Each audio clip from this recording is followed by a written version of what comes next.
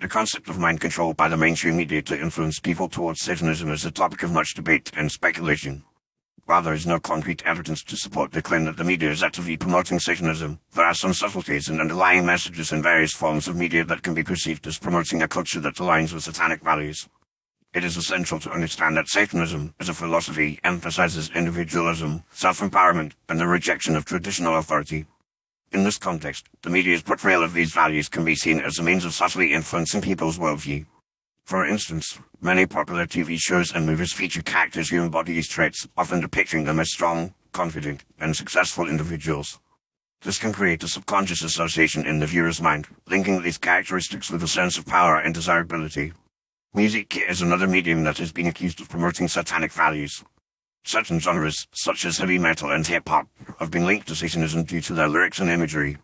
While not all artists within these genres promote satanic ideology, some have incorporated occult symbolism and themes into their work. This can be seen as a form of cultural conditioning, where the repeated exposure to these symbols and ideas can lead to a gradual acceptance and normalization of satanic values. The impact of social media on this phenomenon cannot be overstated. Platforms like Instagram, Twitter, and Facebook have created an environment where people are constantly bombarded with information, much of which is designed to be attention-grabbing and provocative. This can lead to a state of mental fatigue, making individuals more susceptible to suggestion and influence.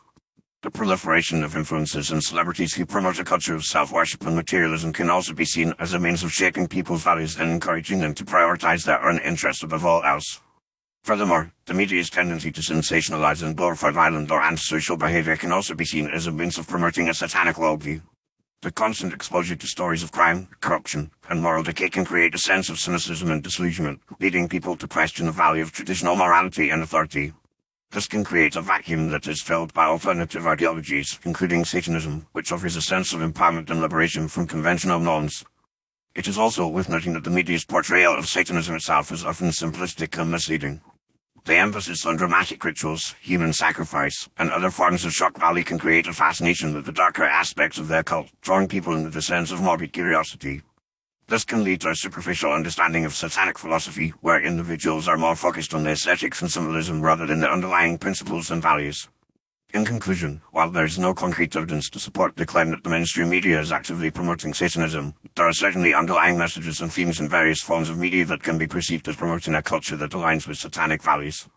The emphasis on individualism, self-empowerment, and the rejection of traditional authority can create a subtle influence on people's worldview, leading them to question traditional morality and authority. The media's portrayal of Satanism itself is often simplistic and misleading, creating a fascination with the darker aspects of the cult that can lead to a superficial understanding of satanic philosophy. Ultimately, it is essential for individuals to be aware of these influences and to think critically about the information they consume, rather than passively accepting the messages and values that are presented to them.